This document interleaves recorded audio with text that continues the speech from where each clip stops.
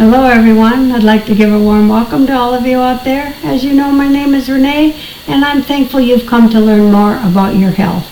Believe it or not, God really does care about your health, and so do I, and that's why I do these videos. So last year, about anywhere you looked, sickness and disease were on the rise.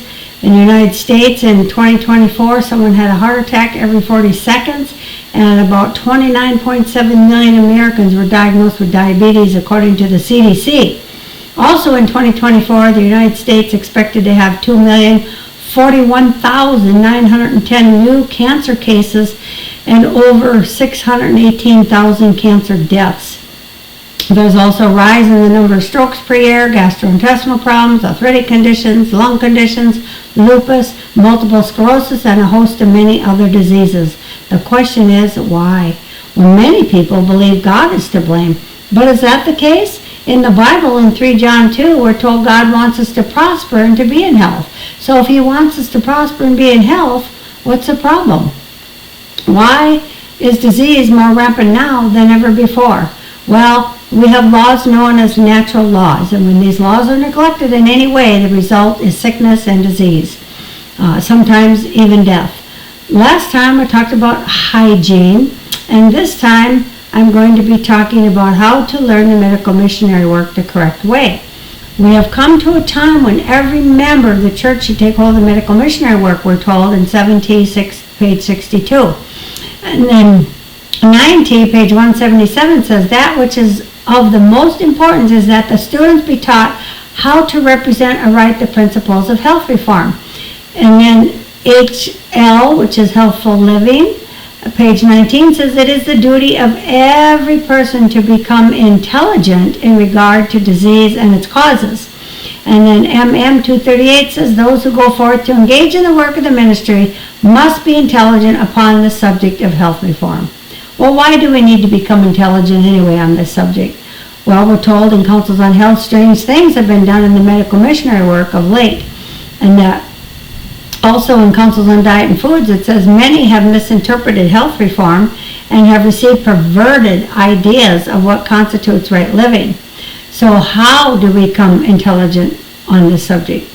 Well, we're told in early writings, they will also have much to unlearn and much to learn again. And that is so true, because I had things I had to unlearn, because I learned some things that were not in line with the spirit of prophecy many years ago.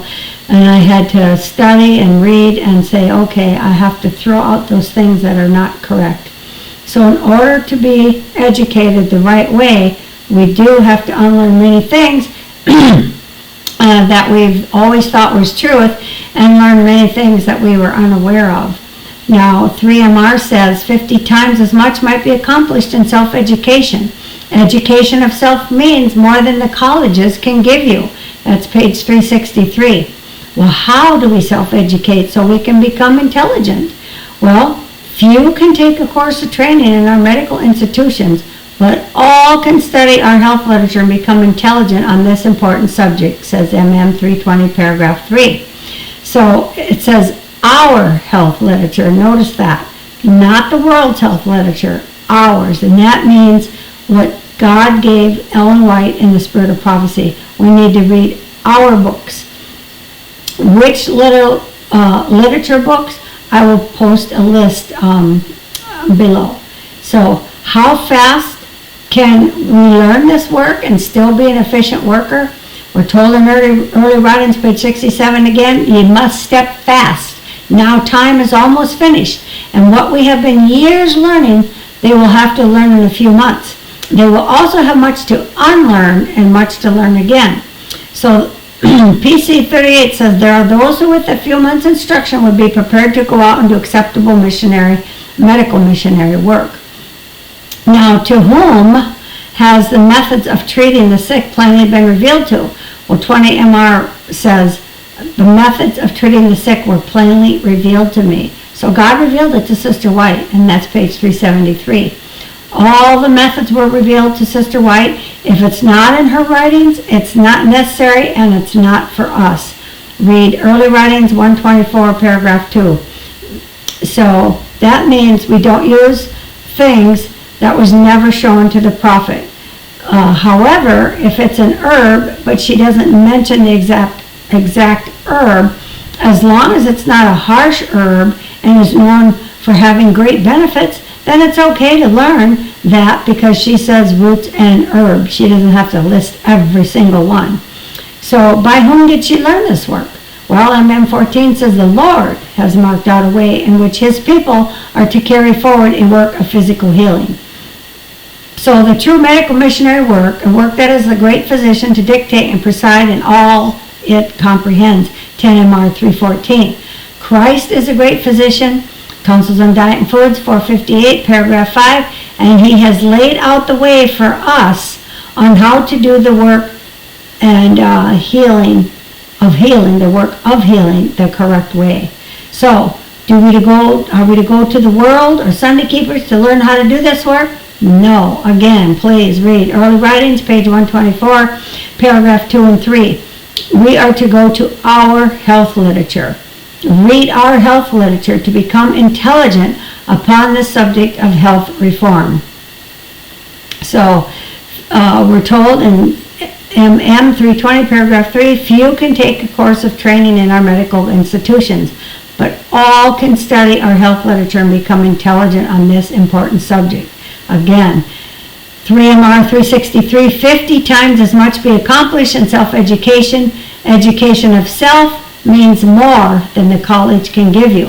And 4T 391 says, many are going directly contrary to the light which God has given to his people, because they do not read the books which contain the light knowledge and cautions, reproofs, and warnings.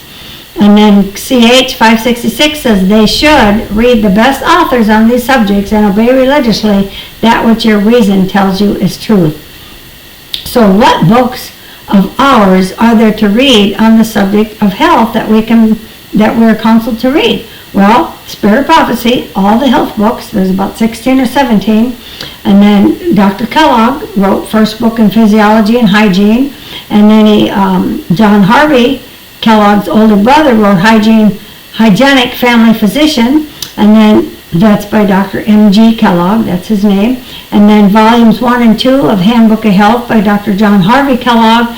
And then Handbook of Health, or a brief treatise on the physiology and hygiene by J.N. Loughborough.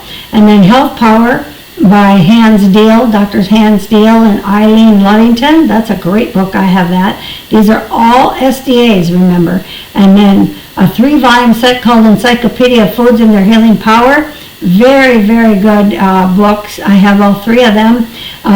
Volumes 1 and 2 is really essential, but volume 3 is basically a cookbook, so you don't have to get that one, but you can buy them separate or on Amazon as a set.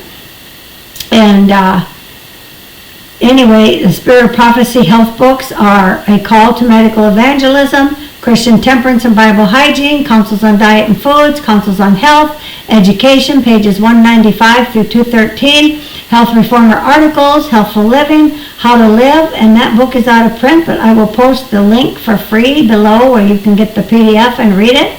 The Crest Collection, Lima Linda Messages, Medical Ministry, Mind, Character, and Personality, volumes 1 and 2, Ministry of Healing, Paulson Collection, Selected Messages, volume 2, page 276 to 303, and then pages 345 to 353, and pages 410 to 479. Also the book Temperance, Testimonies on Sexual Behavior, Adultery, and Divorce, manuscript release, volumes 1 through 21, and Testimonies, volumes 1 through 9. All books are free on the Ellen White CD-ROM. You can also go online to the website and read them all for free. So, Counsels on Health 38 says it is the highest importance that among the studies selected for childhood, physiology should occupy the first place. So reading the first book in Physiology and Hygiene by J.H. Kellogg is recommended. And here's a quote by E.J. Wagner. We have just received from the publishers, Harper & Brothers, New York, a copy of the first book in Physiology and Hygiene by Dr. J.H. Kellogg, who is at the head of the Medical Sanitarium at Battle Creek, Michigan. The book is designed as a primary textbook on physiology for children from 6 to 12 years of age. so it should be very simple reading. It contains 26 lessons with a summary at the close of each lesson and questions for review at the close of the book. The wide experience of the author as a physician and his skill as a teacher have enabled him to get up a book that is thoroughly scientific and at the same time adapted to the comprehension of children. Moreover, the book is eminently practical. With this book in hand as a guide, we cannot see how any teacher who has a fair knowledge of physiology can fail to make the subject interesting. Of course, it is expected that the teacher will have charts and models and will add many illustrations to that given in the book. But even if this is lacking, we think the book is better able to teach itself than any other book we've ever seen, and better, in fact, than many persons to presume to teach physiology and hygiene. We hope to see this book generally adopted in the public schools, and whether or not parents would do well to procure it for their children to study at home. And that's March 9, 1888, E.J. Wagner, SITI 160 is the page number, paragraph 14. I highly recommend this book for all, including adults, even though it says it's for 6 to 12-year-olds. 6 to 12-year-olds of today probably would have a difficult time understanding quite a bit of the contents. Even though nurses who have taken physiology and anatomy and physiology in college, they still recommend this book. I have a personal friend who highly recommended this book. She said it brought up points she never thought of, such as running very quickly or any violent exercise that fills the lungs up with blood very quickly. Due to it happening so fast, the blood vessel can break and a person can literally drop dead just like that. That's just one tidbit in that book. So running over time also produces what is known as a runner's heart, and or otherwise known as an enlarged heart. So I'm going to post some links below about what a physical copy looks like and where to purchase your own, where to purchase it as a Kindle book, same as Amazon, they're both Amazon, and where you can read the book online for free. So regarding the Hygienic Family Physician by Dr. M.G. Kellogg, here's a quote from Loughborough. This is the title of a work recently published at this office. As the title suggests, it's a work especially designed for family use. The style in which it's written is such as to render it perfectly intelligible to all classes, as it is quite free from technical terms and phrases which are frequent occurrences in nearly all books of this kind, which have previously appeared as to render them more or less objectionable. It is nevertheless a complete guide for the preservation of health and treatment of disease without the use of medicine. So the work is written in 4 parts. The subjects treated are in Part 1, Health and Hygienic Agents, Part 2, Disease and Drugs, Part 3, the Bath, Part 4, Diseases and their Treatment. This work is of a thoroughly practical nature and should be in the hands of every family in the land, as it affords instruction of the most vital importance. Directions for the treatment of disease are so plain and minute that any person of ordinary intelligence with its assistance may successfully treat 9/10 of all the cases of disease which occur in any neighborhood. Wow. Going on, the publishers have placed the price so low the book may be obtained by anyone who feels at all in need of such a work. So note, this is the same doctor that witnessed Ellen White having no breath when in vision. See John Loughborough's book entitled Great Second Advent Movement, page 205, paragraph 2, to read about this. And then, also note, there's a few things in the book that we really don't agree with, like cancer really can't be cured. We know that it can be cured according to the prophet. Other than that, this book is really wonderful, and the water treatments are so simple. Just remember, though, any part that is in contradiction to the stuff that the prophet wrote or was shown in regarding disease. So we just want to ignore that stuff. But sometimes, there's great books out there, and there might be one or two or a few things that aren't so good, but for the most part, the book is excellent. So it's probably no longer available for sale, but I'll post the link below. So also, regarding the Handbook of Health, or a brief treatise on physiology and hygiene by Loughborough, Here's a quote from 2 Bio 176, paragraph 3. At the 1866 General Conference session, strong resolutions favoring reform and calling for the establishment of a health institution were adopted. Shortly thereafter, the Western Health Reform Institute was opened in Battle Creek, and steps were taken to produce a practical medical book that would instruct and guide along the lines of health principles. The physicians at the Institute assigned this task to J. N. Loughborough, who had led out in the establishment of the institution. The manuscript prepared in council with the Institute physicians was more than a year in preparation and yielded a 205-page book compiled largely from standard medical works. Titled Handbook of Health, or a brief treatise on physiology and hygiene, it was published in early 1868. At the next DC conference session in 1867, several resolutions were adopted urging the acceptance of health reform as a part of the work of preparing for the judgment. Other resolutions called for simplicity in dress and recommended the reformed dress. One called for support of the Health Institute, that this may be enlarged to meet the wants of its patients. The Institute was asked to issue a book on the structure, functions, and care of the human system. Loughborough was already working on the manuscript for this.